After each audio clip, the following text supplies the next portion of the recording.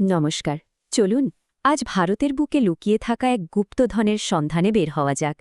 এই গুপ্তধন হল খনিজ সম্পদ, যা আসলে আমাদের দেশের অর্থনীতি আর আধুনিক জীবনযাত্রার মূল ভিত্তি। আচ্ছা, একটা সহজ প্রশ্ন দিয়ে শুরু করি, কেমন? বলুন তো, এমন কোন গুপ্তধন আছে যা একটা দেশকে শক্তি দেয়, তার বড় বড় শহর তৈরি করে আর দেশের এক প্রান্ত থেকে অন্য প্রান্তকে জুড়ে রাখে? উত্তরটা কিন্তু আমাদের পায়ের নিচেই লুকিয়ে আছে। এই খনিজ সম্পদ আসলে আর কিছুই না, প্রকৃতির দেয়া কাঁচামাল। আমাদের চারপাশে যা কিছু দেখি তার প্রায় সব কিছুরই মূল উপাদান কিন্তু এটাই। ভাবুন তো, খনি থেকে তোলা লোহা দিয়ে গাড়ি বা ব্রিজ তৈরি হচ্ছে, আবার কয়লা পুড়িয়ে আমাদের ঘরে আলো জ্বলছে। তো চলুন প্রথমে দেখে নেওয়া যাক সেই খনিজগুলোকে, যা সত্যি সত্যি আমাদের দেশের মেরুদণ্ড তৈরি করেছে। হ্যাঁ, আমি লৌহ ঘটিত খনিজের কথাই বলছি। দেখতে হয়তো একটা সাধারণ পাথর মনে হচ্ছে, তাই না? কিন্তু এটা মোটেই সাধারণ কিছু নয়। এটা হলো আকরিক লোহা, আধুনিক ভারতের ভিত। কারণ এই লোহা থেকেই তৈরি হয় ইস্পাত, আর সেই ইস্পাত দিয়েই তো আমাদের বিশাল রেলপথ, বড় বড় ব্রিজ, এমনকি ছেলে মেয়েদের স্কুল বাসগুলো তৈরি। এবার দেখুন, এখানে দুটো খুব গুরুত্বপূর্ণ খনিজ রয়েছে, আকরিক লোহা আর ম্যাঙ্গানিজ। ব্যাপারটা অনেকটা একটা টিম ওয়ার্কের মতো।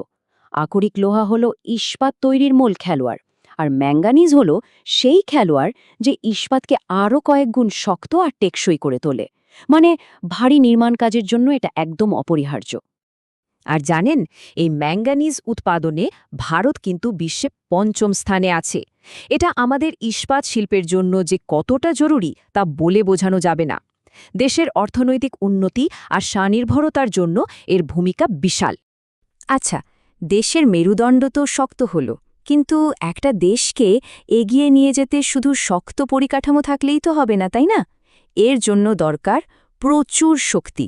চলুন এবার দেখি সেই পাওয়ার প্লেয়ারদের, যারা ভারতকে শক্তি যোগায়।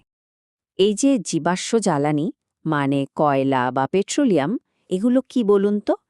এগুলো আসলে লক্ষ লক্ষ বছর ধরে মাটির নিচে চাপা পড়া প্রাচীন গাছপালা আর জীবজন্তুর দেহাবশেষ। মানে বলা যেতে পারে এগুলো হলো মিলিয়ন মিলিয়ন বছর আগের জমানো সৌরশক্তি, যা আমরা আজ আমাদের বিদ্যুৎ কেন্দ্র বা গাড়ি চালাতে ব্যবহার করছি। এই চার্টটা দেখলেই ব্যাপারটা আরও পরিষ্কার হয়ে যাবে। দেখুন, ভারতের শক্তির চাহিদা মেটাতে কয়লা আর পেট্রোলিয়াম কতটা জায়গা জুড়ে আছে। একদিকে বিদ্যুৎ তৈরির জন্য আমরা প্রায় পুরোটাই কয়লার ওপর নির্ভরশীল, আর অন্যদিকে রাস্তাঘাটে গাড়ি ঘোড়া চালানোর জন্য ভরসা সেই পেট্রোলিয়াম। দুটোই দেশের উন্নয়নের ইঞ্জিনের মতো কাজ করছে। ব্যাপারটা ভাবলে বেশ অবাক লাগে, তাই না? মাটির নিচের একটা কালো পাথর থেকে কি করে আমাদের ঘরের আলোটা জ্বলে উঠছে? পুরো যাত্রাটা দেখুন। প্রথমে খনি থেকে কয়লা তোলা হয়, তারপর সেটা বিদ্যুৎ কেন্দ্রে পোড়ানো হয়। সেই তাপে জল ফুটে বাষ্প হয়, আর সেই বাষ্পের জোরেই ঘোরে টারবাইন। ব্যাস, তৈরি হয়ে গেল বিদ্যুৎ, যা লম্বা তার বেয়ে সোজা আমাদের বাড়িতে পৌঁছে যায়। লোহা আর জ্বালানির গল্প তো হলো, কিন্তু আমাদের খনিজের ভাণ্ডার এখানেই শেষ নয়। এমন আরও অনেক জরুরি ধাতু আছে, যা ছাড়া আজকের আধুনিক জীবন ভাবাই যায় না। চলুন এবার সেগুলোর দিকে একটু নজর দিই।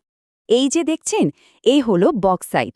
বলা যেতে পারে এক লাইটওয়েট চ্যাম্পিয়ন, কারণ একে পরিশোধন করেই তৈরি হয় অ্যালুমিনিয়াম। আর এই অ্যালুমিনিয়ামের কামাল তো আমরা সবাই জানি।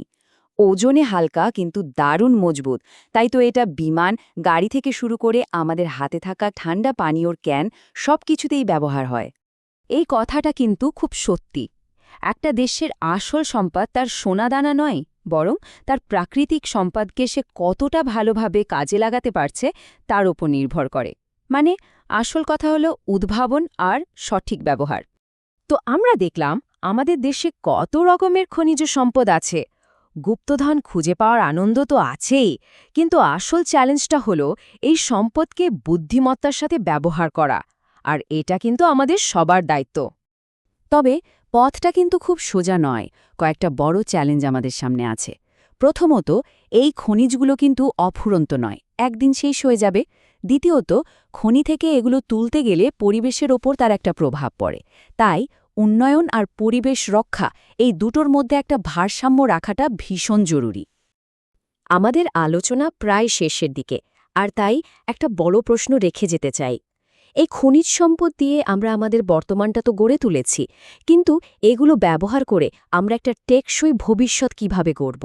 এই উত্তরটা আমাদের সবাইকেই একসঙ্গে খুঁজতে হবে, কারণ এর উপরই নির্ভর করছে আগামী প্রজন্মের ভালো থাকা।